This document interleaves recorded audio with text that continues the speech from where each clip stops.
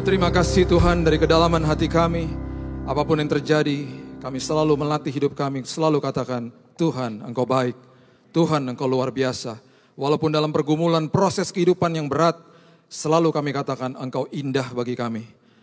Ajar kami Tuhan untuk senantiasa melihat apa yang tidak kelihatan. Ajari kami mata rohani kami dibukakan oleh Tuhan. Melihat kepastian demi kepastian yang terbentang bagi kami di masa depan kami. Mengucap syukur Tuhan buat kehidupan saat ini. Kami berterima kasih, kami hidup di dalam rancangan Tuhan. Kami mengucap syukur karena kami mengenal Engkau sebagai juru selamat kami. Dan kami mau terus belajar, terus dirubahkan Tuhan. Dan kami percaya kami akan menjadi alat-alat Tuhan yang luar biasa. Mengkolonisasi bumi, menularkan budaya kerajaan surga dimanapun kami berada. Kami sambut firman kehidupan hanya di dalam satu nama, Yesus Kristus Tuhan kami. Kami berdoa dan mengucap syukur, kita sama-sama katakan, amin. Haleluya. Silakan duduk. Shalom. Oke. Ini adalah sesuatu yang tidak mudah untuk bagikan firman di saat-saat seperti ini. Saya masih merasakan apa yang saudara rasakan dan kami semua di Indonesia juga merasakan hal yang sama. Dari kejadian 3 minggu lalu, saya juga ada di sini bersama-sama dengan saudara. Saya dari kota Surabaya dan malahan hari Sabtu malamnya saya diundang berkhotbah di GPPS. Ada ibadah dewasa muda di sana dengan beberapa teman-teman dari STT di tempat itu. Kami beribadah malam, sempat bertemu dengan beberapa petugas di depan yang keesokan harinya, paginya menjadi korban daripada bom itu. Di hari Minggu sempat saya melewati jalan di Ponorogo. Beberapa menit setelah kami lewati jalan itu, bom yang berikutnya juga meledak di sana. Saya nggak dengar karena low explosion, tidak begitu besar. Dan kami pergi ke tempat ibadah. Setelah selesai ibadah pertama, saya baru tahu. Karena handphone saya matikan, saya baru tahu karena ada jemaat di belakang saya katakan, Pak, tolong didoakan, Surabaya dibom, ada beberapa gereja dibom. Saya langsung buka HP saya, ada 40 miss call, kebanyakan dari istri saya pastinya.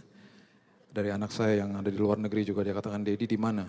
Teman-teman saya yang tahu saya di Surabaya tanya, kamu di mana? Mama saya dan lain sebagainya. Saya jawab, saya broadcast, saya bilang, I'm okay, saya okay. Tapi gimana pun juga sebagai manusia, lutut saya bergetar juga. Karena saya merasa teror dekat sekali dengan hidup. Hari itu seperti kita ketahui, kota ini menjadi kota mati. Saya tidak bisa majukan pesawat saya, flight saya untuk pulang. Saya tetap ambil pesawat yang jam 20.30 malam, 20.50 malam. Dan sore hari sempat pergi ke TP untuk makan malam, sepi, nggak ada orang. Jam 7.30 saya sampai di Terminal 1. Teman yang mengantar saya ke sana telepon saya ketika saya sudah masuk, dia bilang, puji Tuhan kamu sudah sampai karena saya udah nggak bisa balik, saya stuck di sini karena jalan tol ditutup karena ditemukan bom di Rusunami dekat Sidoarjo. Di lounge di mana saya biasanya selalu duduk di situ, biasanya jam 7.30 malam itu makanan sudah habis, malahan ya hampir setengah habis lah ya. Di malam hari itu makanannya masih full, nggak ada satupun yang makan karena orang stres. Begitu banyak orang di Terminal 1, sepertinya hening, gak ada yang bicara.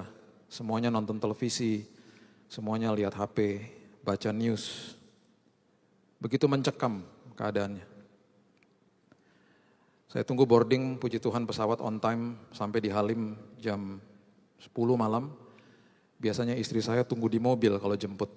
Ini dia tunggu di pintu kedatangan. Saya keluar dari pintu kedatangan, saya juga kaget lihat dia di situ. Dia peluk saya seperti dia nggak pernah peluk saya sebelumnya. Sampai-sampai di mobil saya bilang, enak juga dipeluk kayak gitu ya. Apakah harus ada teror sampai dipeluk kayak gitu? Saya sempat bilang sama dia, jangan kasih tahu sama anak kami yang kedua karena saya nggak mau dia dapat informasi salah, dia jadi khawatir. Biarkan saya kasih tahu sama dia besok pagi. Hari Senin pagi saya sengaja bangun pagi habis mesbah keluarga kami sebelum dia berangkat sekolah, saya duduk sama-sama dia. Anak yang masih 11 tahun, saya minta hikmat sama Tuhan. Tuhan, saya gak punya pengalaman untuk memberitahu anak saya tentang kondisi negaranya. Ayah saya gak pernah kasih tahu sama saya bahwa negara ini dalam keadaan bahaya, kamu harus doakan negara ini dan lain sebagainya. Gak pernah. Saya bilang sama Tuhan, Tuhan berikan saya hikmat supaya saya bisa berkata-kata yang pas bagi anak ini. Saya kasih tahu sama dia, saya bilang kamu harus berdoa, doamu penuh dengan kuasa. Dan hari-hari selanjutnya hati saya makin hancur ketika mendengar berita-berita yang terus develop, berita-berita yang mengatakan bahwa ada beberapa anak-anak yang meninggal juga dalam peristiwa ini. Saya bilang sama Tuhan, saya sedang menulis buku yang judulnya Pengertian tentang Berkat. Saya bilang Tuhan, di dalam, sebentar kita belajar, berkat itu ada hubungannya dengan aniaya. Tubuh Kristus sedang dianiaya. Saya bilang, Tuhan, darah orang-orang martir itu paling tidak bagi saya. Paling tidak bagi saya. Saya mau mengambil sebuah keputusan. Saya bilang, Tuhan, bulan Juni ini saya tidak mau kerja. Saya sudah bilang sama staf saya di kantor, saya tidak akan masuk kantor. Saya akan selesaikan buku saya bulan Juni.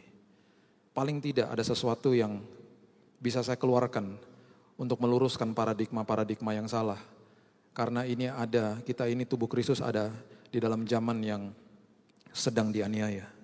Kenapa kita terbangun kemarin? Karena aniayanya bentuknya sudah dekat dengan tubuh. Kita dibuat dari 3 elemen, tubuh, jiwa, dan roh.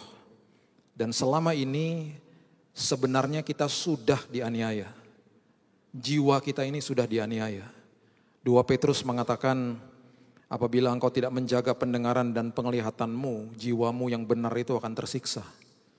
Bukankah selama ini jiwa kita, pikiran, emosi kita, dan semua kehendak keputusan sudah dipengaruhi dengan sosial media, dengan televisi, smartphone, dan lain sebagainya, internet. Kita sebenarnya sudah tersiksa jiwa kita. Kita membiarkan mata, telinga kita melihat, mendengar hal-hal seperti ini. Tapi ketika aniaya mendekati tubuh, nyawa, kita mulai terbangun. Saya percaya di balik ini semuanya ada kemuliaan Tuhan yang luar biasa, khususnya bagi kota Surabaya. Saudara harus tahu, saudara adalah komunitas Kristen terbesar menurut data setelah Jakarta. Dan saya percaya di balik ini semuanya ada rencana Tuhan yang begitu dahsyat dalam hidup saudara dan saya. Dan juga tubuh Kristus di Indonesia. Dan harus diluruskan dan ini harus dimengerti dengan baik dan benar. Karena Yesus sudah ajarkan. Yesus sudah ajarkan dari awalnya. Dia sudah tahu bahwa sebentar lagi secara fisik dia sudah tidak ada lagi bersama-sama dengan tubuh Kristus, dengan dunia. Dan oleh sebab itu kita ini tubuh Kristus jadi bumpernya dia. Jadi kalau orang mau lihat Yesus ya lihatnya kita, tubuh Kristus. Makanya dia sudah warning dari awal. Dunia menolak aku kok. Dunia menganiaya aku. Nanti ketika aku pergi, itu akan terus jalan. Dan yang dianiaya adalah tubuhku. Karena aku sudah tidak terlihat secara fisik. Yang dunia lihat adalah saudara dan saya. Tapi di balik itu semuanya ada sebuah pesan yang luar biasa. Dia sudah warning, dia sudah kasih tahu. Saya tidak pernah berpikir bahwa kita akan hidup di dalam zaman ini. Karena waktu dulu sepertinya kok enak-enak aja gitu. Kok sekarang ada di dalam zaman ini. Tapi saya mengucap syukur karena berarti Tuhan punya rancangan dan rencana yang indah. Jangan pernah menyesal saudara dilahirkan di Indonesia. Mengucap syukur dan terus doakan dan lakukan sesuatu bagi Indonesia. Kita ditempatkan di tempat ini, kita ditempatkan di kota Surabaya, dimanapun kita ditempatkan Tuhan. Itu gak kebetulan. Keluarga di mana kita dilahirkan itu juga tidak kebetulan. Semuanya sudah Tuhan rancangan yang terbaik bagi saudara dan saya. Firman Tuhan mengatakan begini, Yohanes 15 ayat 18 dan 19. Jikalau dunia membenci kamu, ingatlah bahwa ia telah lebih dahulu membenci aku daripada kamu. Sekiranya kamu dari dunia, tentulah dunia mengasihi kamu sebagai miliknya. Tetapi karena kamu bukan dari dunia, melainkan aku telah memilih kamu dari dunia, sebab itulah dunia membenci kamu. Tuhan sudah kasih tahu. Dia sudah kasih tahu. Kemudian diajarkan yang lebih detail lagi. Dan itu harus kita mengerti. Kenapa yang diajarkan itu penting? Supaya betul-betul tubuh Kristus mengerti. Saudara dan saya sedang ada di dalam sebuah perahu kehidupan. Perahu kehidupan itu ketika kita mengerti firman Tuhan pasti lawan arus. Pasti lawan arus. Ketika kita lawan arus, anggap saja saudara ada di dalam sebuah perahu yang sedang lawan arus. Saudara tidak mungkin kalau nggak mendayung. Karena kalau tidak mendayung, walaupun fokusnya sudah benar, arusnya ke sana, saudara menghadap ke sana, mengikuti kebenaran firman, lama-kelamaan pasti akan terbawa arus. Mau tidak mau kita harus mendayung. Dan sering kali di dalam perahu kehidupan itu ketika kita sedang mendayung, kita mendayung dengan tangisan. Kita mendayung firman Tuhan katakan dianiaya, dicela, dicemooh dan lain sebagainya. Difitnah malahan firman Tuhan katakan. Dan justru ada sebuah kebenaran yang Tuhan katakan di dalam proses itu. Buka bersama-sama saya di Matius pasal yang kelima ayat yang ke-9 mengatakan begini. Matius pasal yang kelima ayat yang ke-9. Kata pertama adalah kata berbahagialah. Kata berbahagialah itu arti katanya adalah makarios. Makarios itu di dalam perjanjian baru itu sangat similar atau sangat sama dengan kata-kata yang diterjemahkan di dalam perjanjian lama yang bunyinya barak atau esher dari terjemahan Ibrani. 3 kata ini, barak, esher, dan makarios adalah 3 kata yang menjelaskan tentang kata berkat di dalam firman Tuhan. Tidak ada satupun yang esensinya atau artinya adalah materi. Tidak ada. Kalaupun ada materi di perjanjian lama, itu hanya unsur dari sebuah rancangan Tuhan. Malahan kalau saudara pelajari di perjanjian baru, sama sekali nggak ada. Semuanya tentang kerohanian supaya tumbuh dewasa di dalam Tuhan. Makanya kenapa kata makarios ini kemudian diterjemahkan ke dalam bahasa Indonesia, karena lembaga Alkitab harus mengambil dari bahasa asli, akhirnya diterjemahkan dalam bahasa Indonesia. Dan kalau saudara lihat Alkitab bahasa Inggris saudara, itu kata di situ diterjemahkan dalam kata blessed atau diberkatilah. Jadi kata berbahagia ini adalah kata yang sama dengan diberkatilah. Dan lucunya kata ini disandingkan dengan kata derita. Dikatakan begini ayat 9. Berbahagialah atau diberkatilah orang yang membawa damai karena mereka akan disebut anak-anak Allah. Ayat 10, berbahagialah atau diberkatilah orang yang, katakan bersama-sama saya 2-3, dianiaya oleh sebab kebenaran, karena merekalah yang mempunyai kerajaan surga. Berbahagialah atau diberkatilah kamu jika karena aku kamu dicela dan dianiaya dan kepadamu difitnahkan segala yang jahat. Saya mau beritahu kepada saudara, ketika saudara dianiaya, saudara sedang diberkati Tuhan. Maksudnya apa? Maksudnya gini, yang Tuhan mau terjadi perubahan di dalam proses ini bukan masalahnya, itu urusan Tuhan. Makanya stop untuk berdoa, Tuhan jangan sampai ada masalah ini Tuhan. Stop doakan itu. Itu kedaulatan Tuhan, Tuhan juga tahu kok. Gak salah saudara berdoa begitu. Tapi terlebih di dalam proses kehidupan ini, saudara harus berdoa begini, Tuhan di dalam proses kehidupan ini, di dalam zaman aniaya ini, Tuhan rubahkan aku Tuhan. Rubahkan aku Tuhan. Karena di dalam aniaya pasti dan harus tubuh Kristus keluar sebagai pemenang dan makin diasah makin menjadi serupa seperti Kristus. Gak apa-apa Tuhan dianiaya. Tapi aku akan respon, tubuh Kristus akan respon supaya aku makin berubah. Itu arti daripada berkat. Makanya saya sedih ketika ketemu sama ratusan hamba Tuhan, seminar dan lain sebagainya. Sedih saya. Karena saya tanya, saya buat survei malahan tertulis. Belajar kata berkat dari mana? Di STT gak dijelaskan secara benar Pak. Udah gitu kami ngikut-ngikut senior Pak. Makanya gak heran ketika hamba Tuhan berdiri di atas mimbar bilang-bilang begini. Puji Tuhan saya berdoa bagi jam tangan saya atau sepatu saya harganya ratusan puluhan juta. Puji Tuhan ada jemaat yang ngasih sama saya.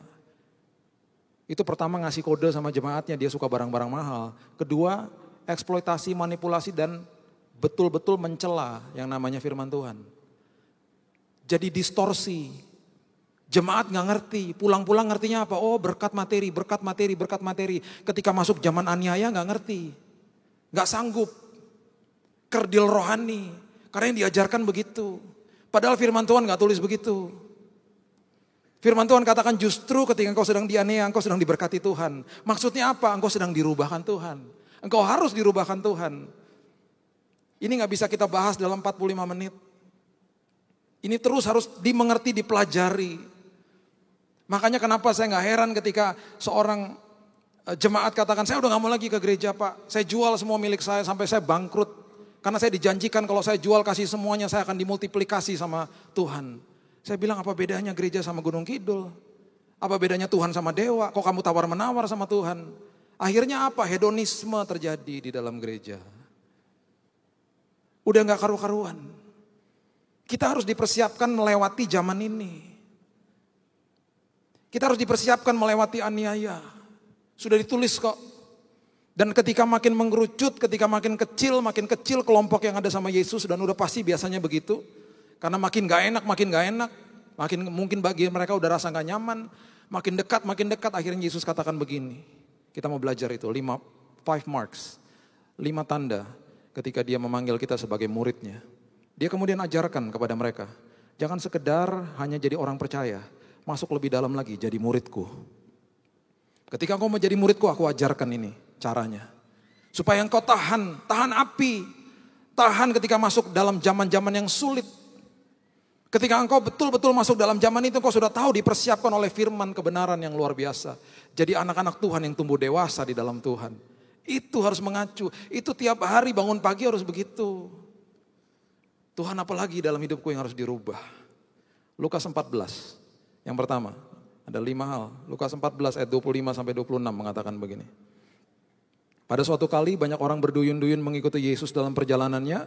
Sambil berpaling ia berkata kepada mereka, jikalau seorang datang kepadaku dan ia tidak membenci bapaknya, ibunya, istrinya, anak-anaknya, saudara-saudaranya laki-laki atau perempuan, bahkan nyawanya sendiri, ia tidak dapat menjadi muridku.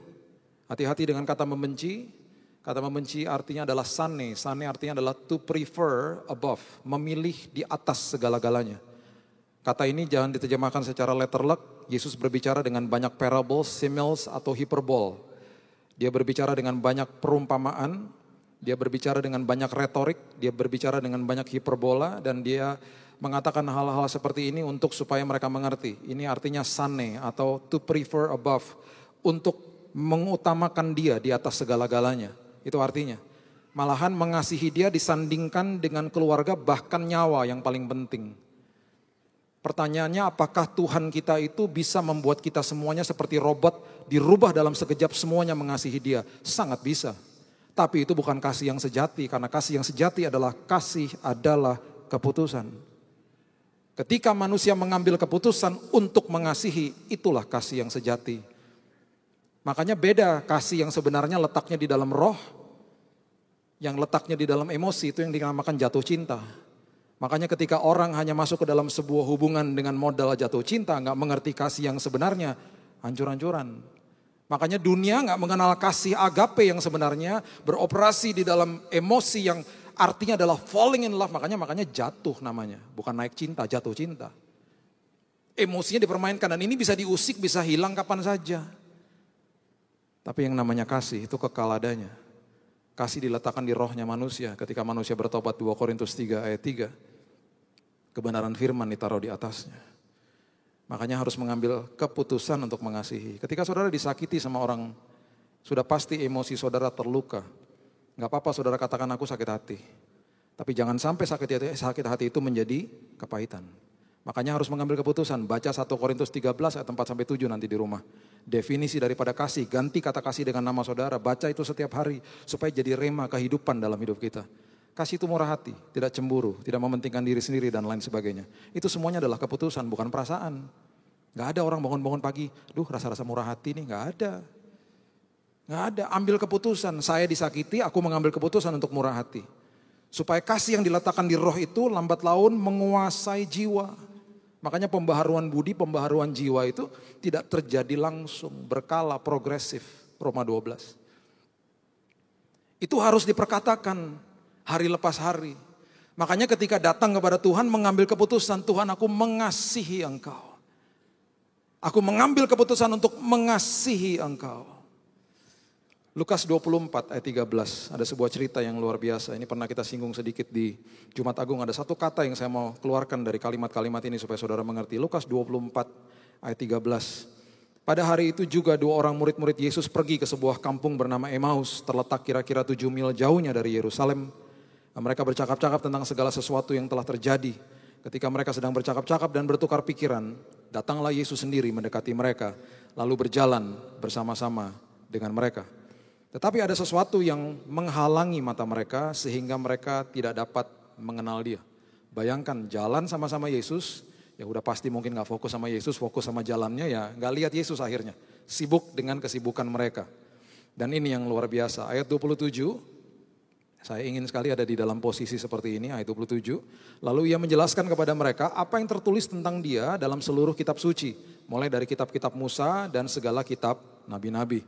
Ini ada sebuah pelajaran sekolah Alkitab singkat secara komprehensif diajarkan sama Yesus ketika mereka sedang berjalan. Luar biasa. Nah ini yang dahsyat, ayat 28 dikatakan begini.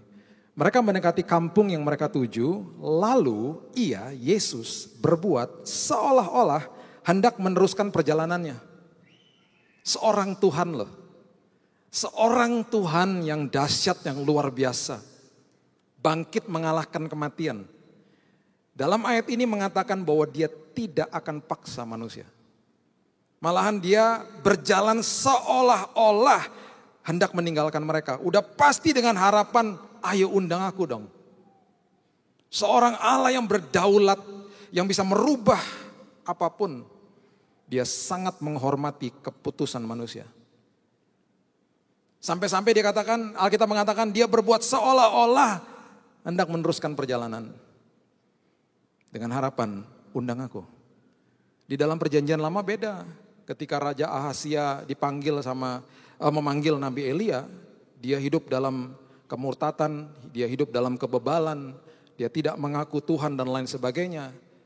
Prajuritnya 102 prajurit dikirimin api dari surga sama Elia. Elia memerintahkan api turun. Kelompok pertama 50 sama satu komandan dibakar sama api. Kelompok kedua datang lagi dibakar lagi.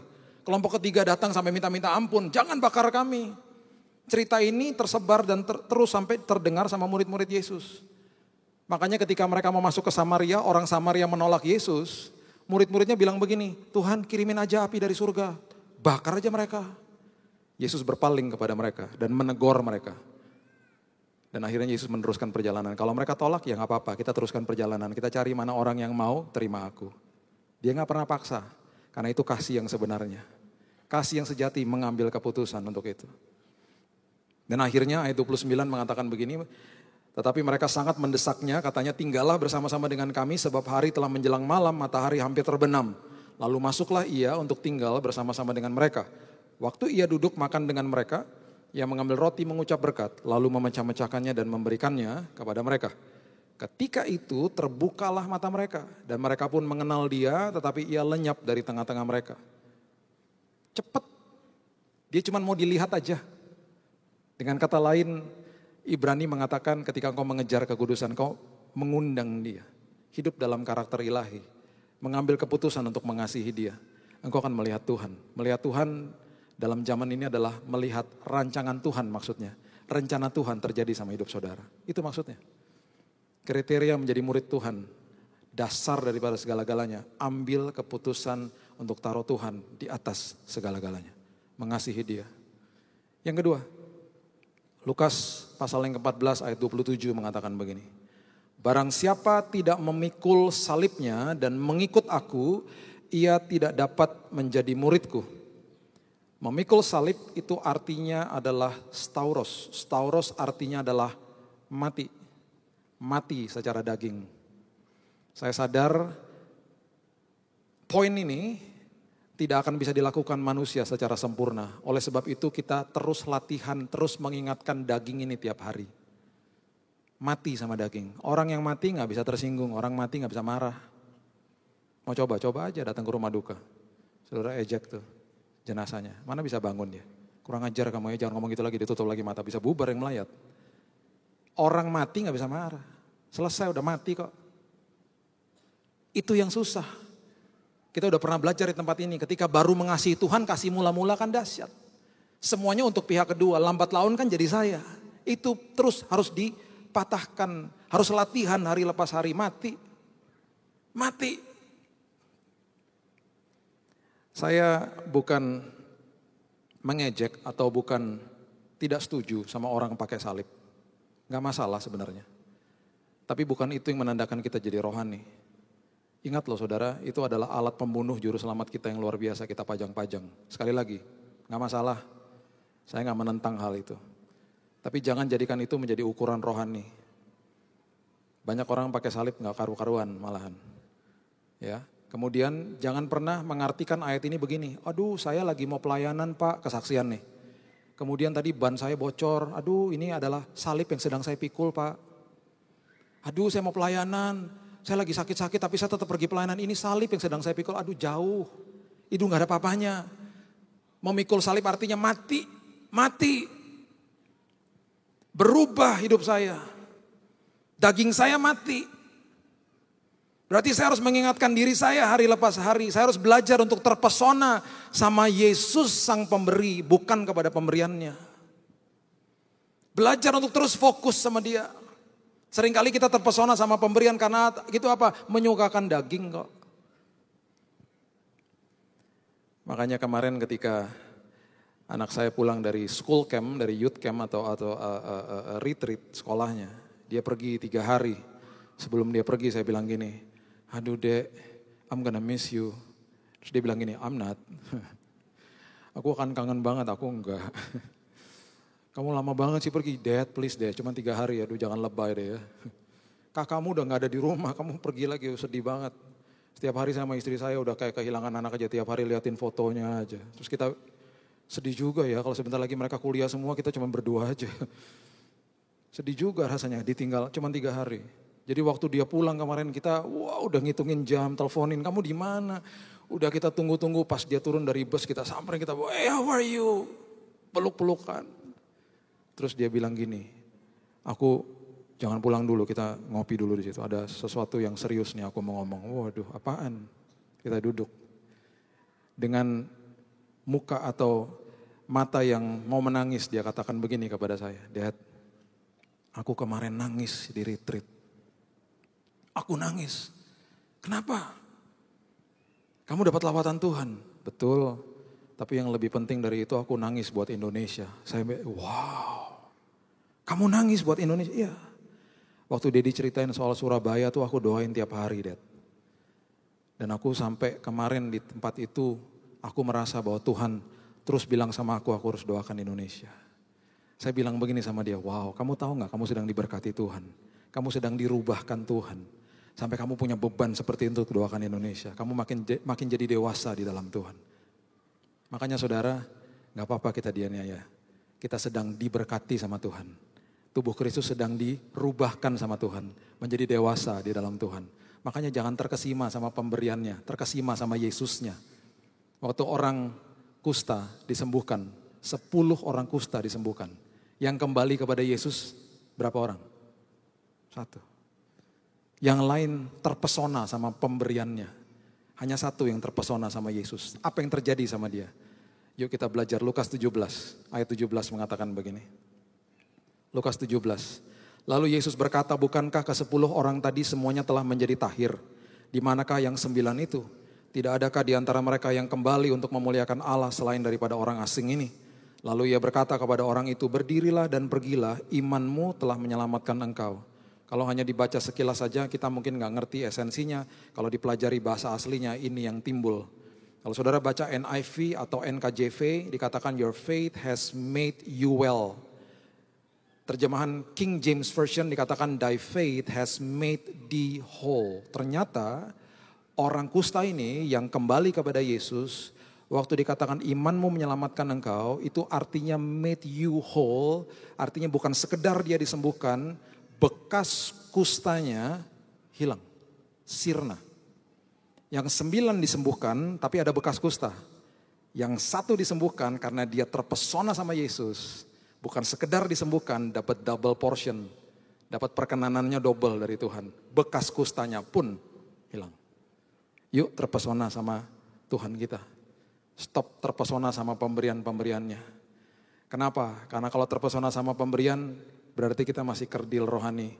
Anak-anak saya waktu mereka dapat pemberian, kado dan lain sebagainya, belum jadi budaya tuh sama mereka waktu mereka masih kecil untuk mengatakan terima kasih. Belum, harus disuruh. Mereka lari sama kadonya. Mereka lari dengan kadonya dan kita harus kasih tahu dan ingatkan mereka. Bilang apa? Thank you dad, thank you mom. Gitu juga kita gak dilihat. Dia sambil buka kadonya dia gak peduli. Karena disuruh, belum jadi budaya. Dia terpesona sama pemberiannya. Sampai-sampai tahun lalu ketika anak saya umur 10 tahun, saya belikan dia Lego. Pertama kali saya betul-betul tersanjung dan saya seperti dijamah gitu hati saya ketika dia taruh Legonya di sampingnya dan dia peluk saya, dia bilang, Dad, thank you ya. Saya bilang, wow, oke, thank you, you're welcome. Saya kaget dibilangin thank you sama dia. Dan kemudian dia mulai proses, dia mulai berpikir, ini belinya kan pakai uang. Dedi harus kerja berapa lama sampai bisa beli itu. Dia mulai mikir nih harganya berapa. Kemudian saya teringat lagi sama waktu dia masih umur 5 tahun, dia pernah pulang sama omanya ajak dia ke ATM dan saya dikasih tahu sama dia, Dad, kalau Dedi perlu uang, Dedi pergi ke tuh namanya ATM. Itu uangnya banyak, Dad, di situ. Malahan kalau tadi oma pencet-pencet keluar uang loh, Dad.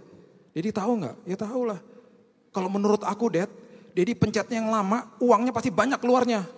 Saya bilang sama dia, kamu tahu kalau rekening kosong kamu pencet lama-lama, ditelan tuh kartunya. Mulai diproses sama dia. Tadi Dedi belinya pakai kartu, itu credit card ya? Iya.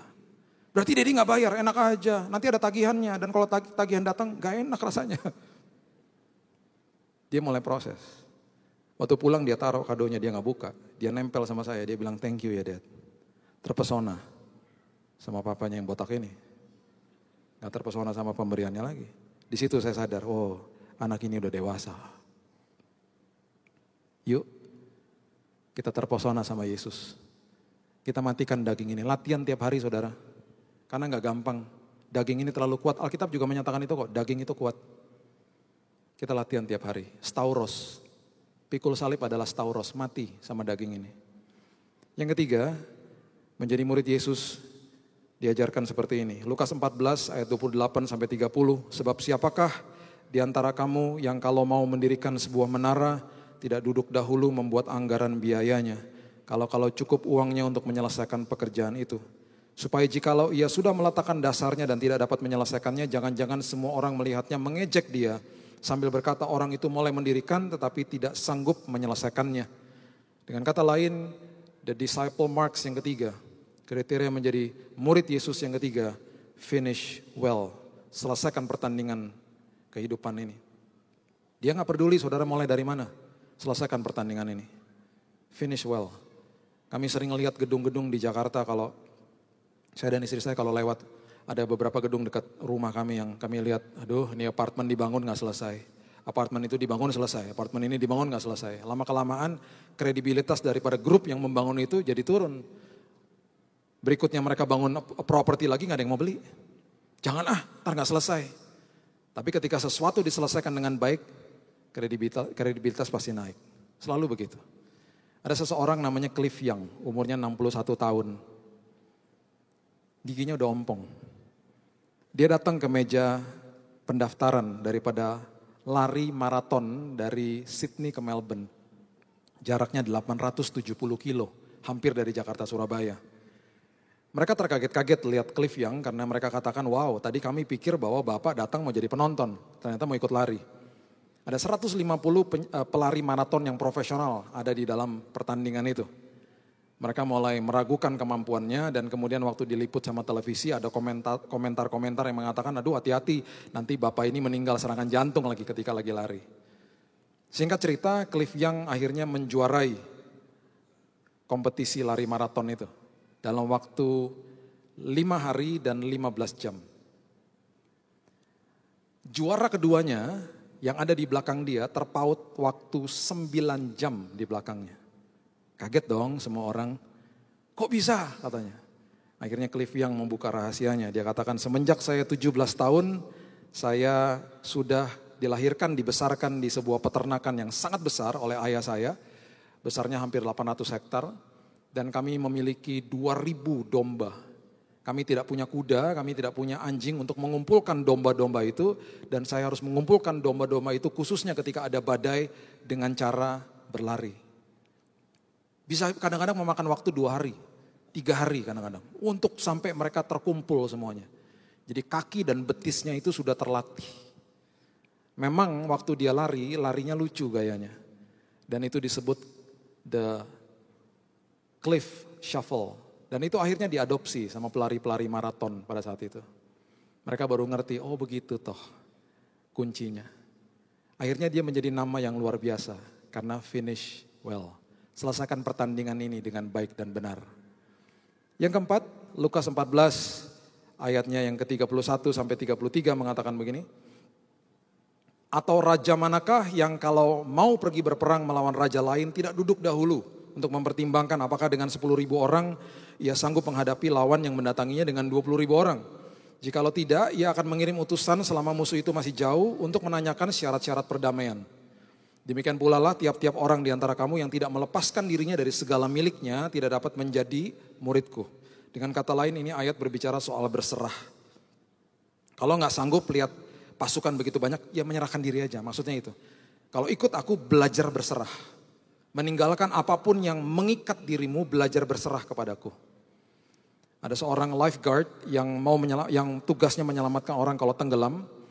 Satu waktu di pantai di Australia, ada seorang yang badannya cukup besar dan dia sudah hampir tenggelam di tengah laut. Nggak jauh dari pantai. Dan banyak orang mengatakan kepada lifeguard ini untuk cepat ke sana. Dia hanya pegang bannya dan dia tetap liatin itu orang dari pantai. Orang sudah mulai marah, ayo cepat. Dia tetap tidak bergerak. Sampai di titik di mana orang yang mau tenggelam itu betul-betul sudah tidak berdaya. Sudah akhirnya sepertinya menyerahkan dirinya dan dia sudah mau tenggelam. Gayanya sudah habis. Baru lifeguard ini mulai berenang ke arah orang itu. Dengan gampangnya dia menyelamatkan dan menarik dia ke tepi dan akhirnya mereka selamat.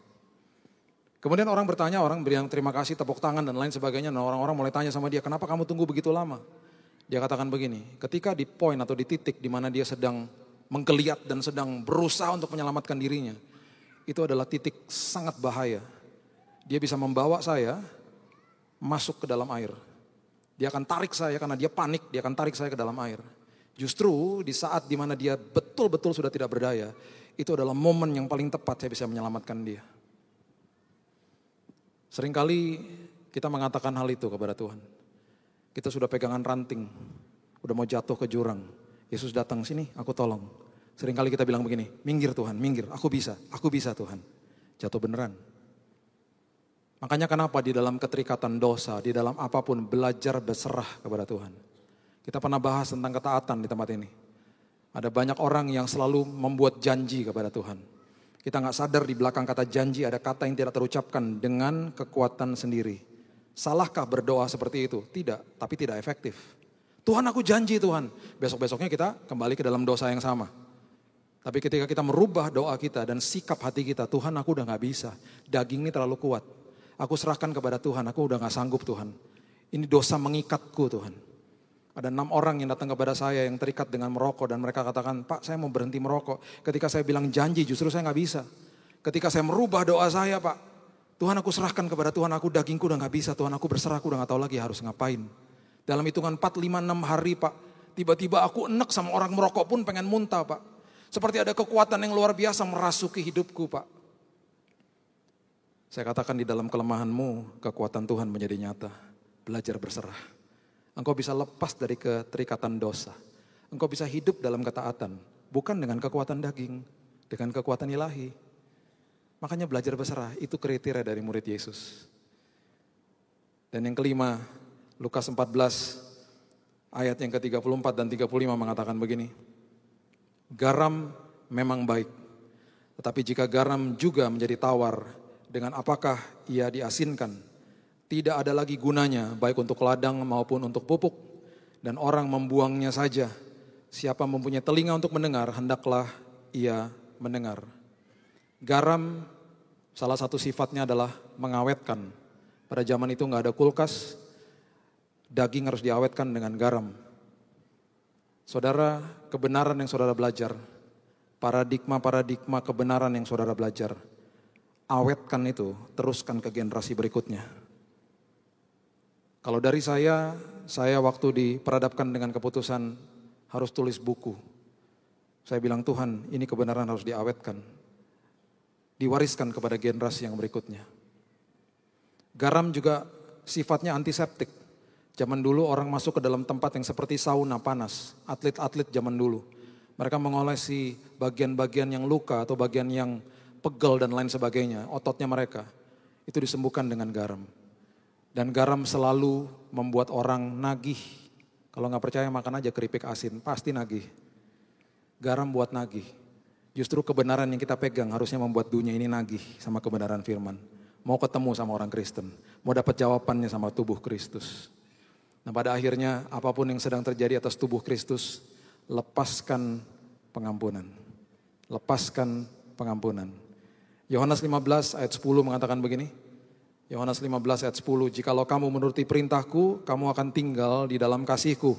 Seperti aku menuruti perintah Bapakku dan tinggal di dalam kasihnya. Semuanya itu kukatakan kepadamu supaya sukacitaku ada di dalam kamu dan sukacitamu menjadi penuh. Ketika pengampunan dilepaskan, kasih dilepaskan, sukacita diberikan sama kerajaan surga. Perhatikan, sukacita diletakkan juga di dalam rohnya manusia. Yang kita suka salah itu adalah yang namanya kesenangan. Kesenangan itu letaknya di dalam emosi manusia, jiwa manusia. Bisa terusik, bisa dicuri sama iblis kapan saja, bisa. Makanya beda, happiness dan joy, beda. Kesenangan bisa hilang kapan saja. Tapi yang namanya sukacita itu kekal adanya. Iblis pun gak bisa curi dari saudara. Sukacita itu abadi, diletakkan di dalam roh. Sukacita membawa kepada apa? Kasih membawa kepada sukacita bawa kepada apa? Filipi 4 ayat 4-7 mengatakan bersukacitalah senantiasa dalam Tuhan. Sekali lagi kukatakan bersukacitalah. Hendaklah kebaikan hatimu diketahui semua orang. Yang punya sosial media, hendaklah kebaikan hatimu diketahui semua orang. Jangan mencibir, jangan argumentasi, jangan kasih kata-kata yang menggosip, menghasut.